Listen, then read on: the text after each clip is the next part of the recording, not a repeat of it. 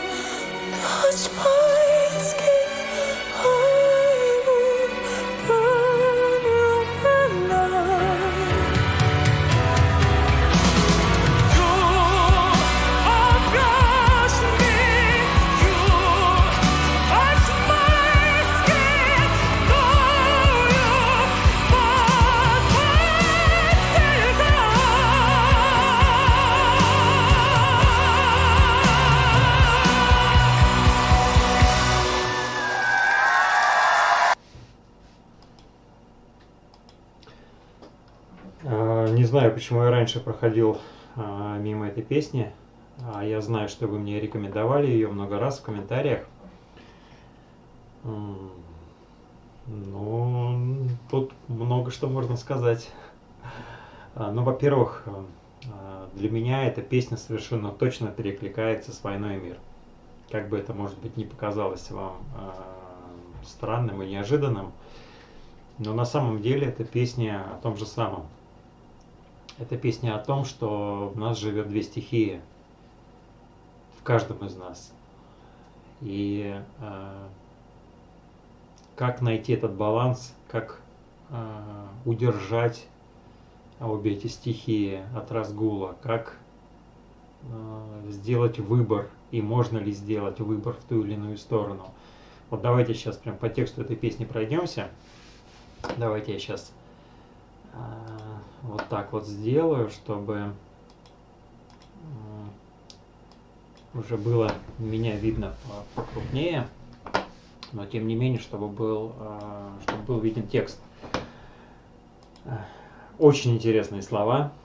Вот иногда мне кажется, что эти песни ждали Димаша. Такое ощущение, что они были написаны когда-то и ждали момента, когда Димаш их споет, потому что он, как всегда, вкладывает свою энергетику в каждую песню, он вкладывает свой смысл в каждую песню. Но здесь для меня смысл очевиден. То есть речь идет про постоянную борьбу внутри нас, про то, что в каждом из нас есть зверь, в каждом из нас спит волк. Я слышу его дыхание, когда танцую, пел Виктор Цой. И на самом деле у нас живет две ипостаси, у нас живет две стихии, и мы каждый раз боремся с ними. И даже вот совсем недавно я натолкнулся, почему-то несколько раз мне уже на ютубе попадаются видео, где рассказывается библейская история о том, как Иисус ушел в пустыню на 40 дней и был там, и встретил там дьявола, который его искушал, и который ему предлагал весь этот мир положить у его ног и так далее. И для меня это не что иное, как Иисус тогда боролся со своими искушениями. Иисус боролся со своим вот этим вот темным началом, который его искушал и который ему говорил, что ну ты получил власть над людьми, ты получил славу, и что ты можешь завладеть все это. То есть он боролся с самим собой. Понятно, что это образное выражение, что он встретил дьявола, потому что на самом деле в нас с вами живет и дьявол, и Бог. И каждый раз мы ведем эту борьбу. И вот песня на самом деле об этом же. То есть мы постоянно ведем борьбу. И можно ли сделать выбор? И вот как раз Димаш поет, я вроде как разорван на две части.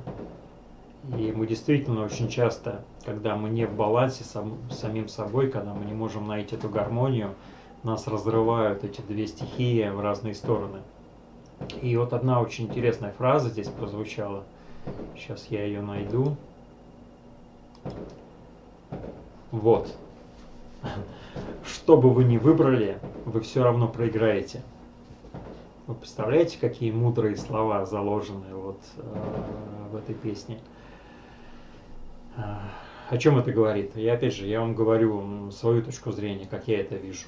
Каждый может воспринимать по-своему. Это говорит о том, что если мы с вами из двух этих стихий, которые живут в нас, будем выбирать какую-то одну, мы в любом случае будем проигрывать.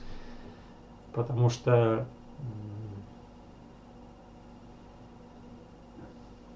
если мы ополовиним себя, мы никогда не получим гармонии. И чем больше вы будете стремиться к одной стороне, тем сильнее будет увеличиваться другая сторона. И это противостояние будет высекать еще большее количество искр и огня внутри вас. И что здесь выход только один из этой ситуации. Не надо выбирать какую-то из этих сторон, надо прийти к гармонии самому себе. Надо стать, это уже опять же я возвращаюсь к разбору песни «Война и мир», надо стать в своем микромире своим микробогом, который бы подчинил обе эти стихии, а подчинить их можно только любовью. И тогда вы найдете эту гармонию внутри себя, и эти обе стихии будут подчинены именно вам. И уже никто не посмеет самовольно что-то творить. Вы будете контролировать обе эти стихии. Но давайте еще сейчас по тексту.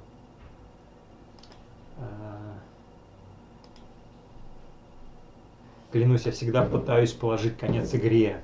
То есть человек борется с самим собой, своими соблазнами. То одна сторона побеждает, то другая, и он хочет положить конец. Но как положить конец? Это же бесконечная борьба этих двух стихий, так устроен весь этот мир.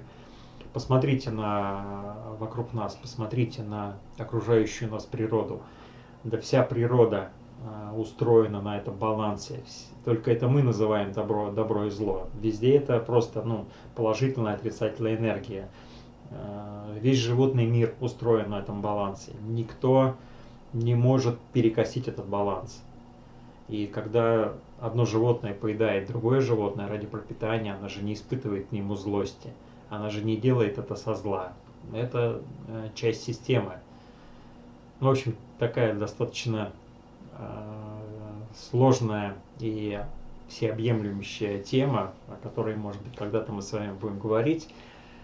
Но для меня эта песня совершенно точно борьба внутри себя. То есть Димаш поет про борьбу внутри себя, и непонятно,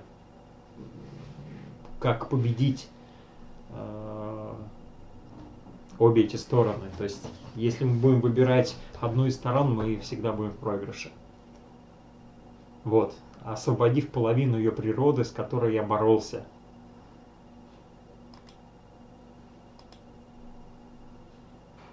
Очень интересная песня. Почему я раньше на нее внимания не обратил? Вы мне ее рекомендовали много раз. Ну и, конечно же, надо отметить бесподобное исполнение Димашем. Как всегда, он вкладывает всего себя, всю душу в это исполнение. Очень красиво украшены, конечно, стены, вот эти вот рукописи на экране, девушки прекрасные, танцующие, показывающие как раз этот контраст.